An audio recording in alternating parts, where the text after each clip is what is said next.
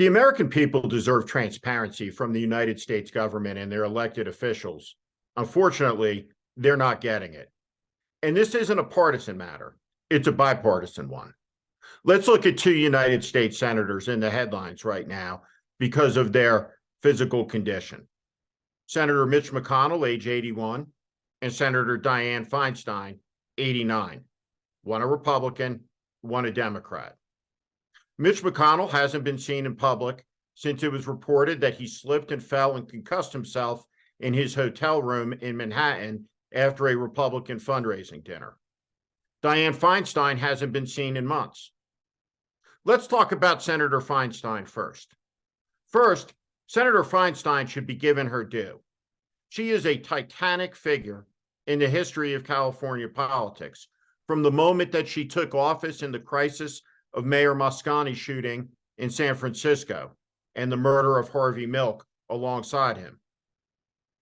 Dianne Feinstein has been a giant in the United States Senate. She's been a trailblazer. But here's the simple truth. Dianne Feinstein is unfit for public service because Dianne Feinstein has dementia. This is an open secret in Capitol Hill and in Washington, D.C., but for some reason, the American people aren't allowed to know about it. Reporters won't talk about it. Very few will speak about it, but finally, Congressman Ro Khanna from California did. And he said something that is deeply, deeply, deeply true. When politicians and elected officials will not speak truth to the obvious, it undermines public trust.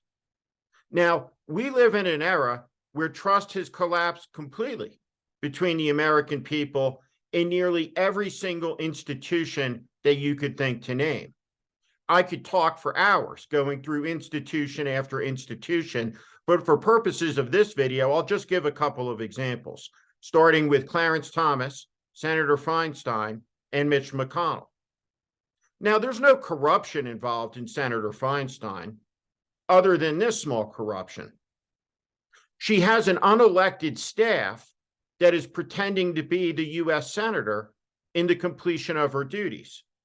Now, this matters because within the last week, a Trump-appointed judge by fiat, antithetical to any sense of the rule of law or constitutional boundaries or judicial restraint, perpetrated one of the greatest acts of judicial activism and overreach in American history, when he outlawed the abortion drug mifepristone, necessary for 1 million American women a year who have miscarriages.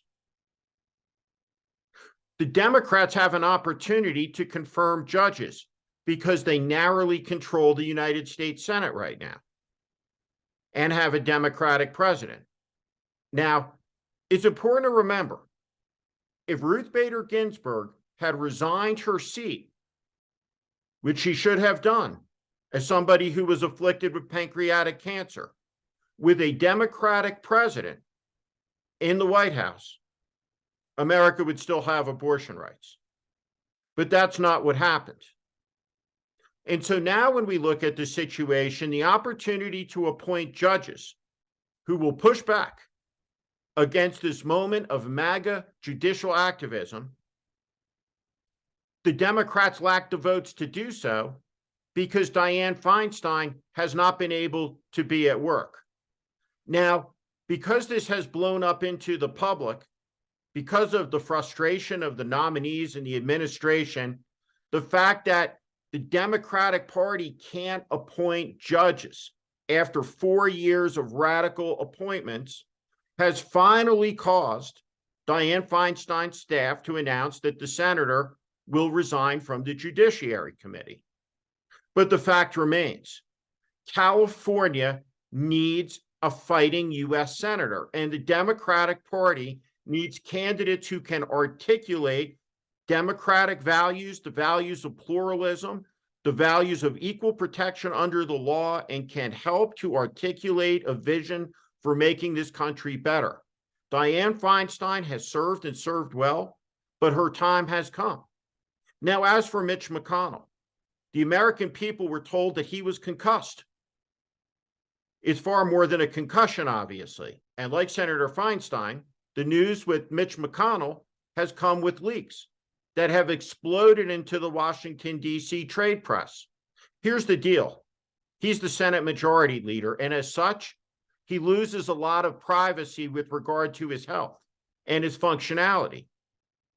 What we do know is the American people do not know something that his Senate colleagues do know, that his staff does know, and it's unacceptable. The treatment of the American people and the media by both the staffs of Senator Feinstein and Senator McConnell are something akin to what you would see in the Soviet Union when one of their leaders got sick. We don't hold information back like this because these people aren't Yuri Andropov. They're elected officials in the United States, and the American people deserve to know their fitness and their status. Now, the simple fact is, because we have so many geriatrics in position of power, this is likely to be a more common occurrence.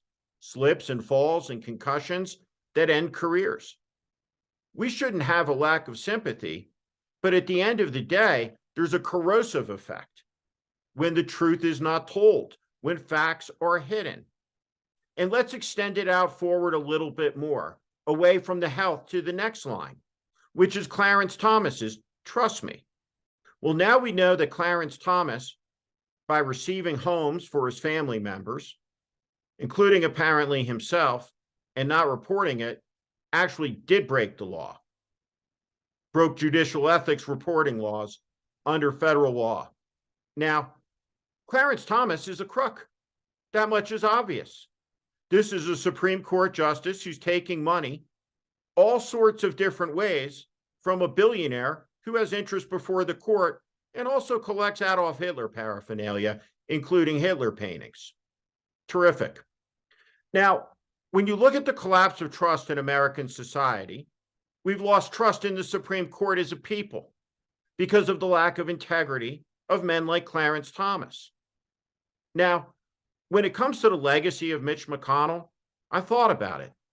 If he never returned to the United States Senate, at an individual level, anybody who would slip and fall and hurt themselves, we wish them a speedy recovery. But in another manner, what a perfect ending and a fitting legacy for the man who broke the United States Senate and broke the United States Supreme Court more than any other individual in this country. Mitch McConnell is often hailed as a genius in the Washington, D.C. media. He's not a genius. Mitch McConnell's a vandal. Mitch McConnell broke the greatest deliberative body in the world. Now, he didn't do it alone, but he has a right to claim as a trophy the biggest piece of glass. His conduct has been reprehensible. Time and time again, he put his faction, he put his party ahead of his country. And in the end, when he tried to ride the tiger, the Republican Party wound up inside Donald Trump's belly. And the simple truth is this: Mitch McConnell may hate him and may disdain him, but Mitch McConnell didn't stop him. And Mitch McConnell was one of the few that could. Mitch McConnell went supine. He went belly up, and the chaos is the result. The only place in the world that would ever judge somebody a genius for such level of failure is Washington, D.C. The magnitude is extraordinary. The United States government was admired all over the world. It was a model that millions and millions and millions of people aspired to. They looked at the United States Senate with admiration and respect. It was called the world's greatest deliberative body. Today, it's a joke. It looks more like a scene from One Flew Over the Cuckoo's Nest on any given day. You know whose fault that is?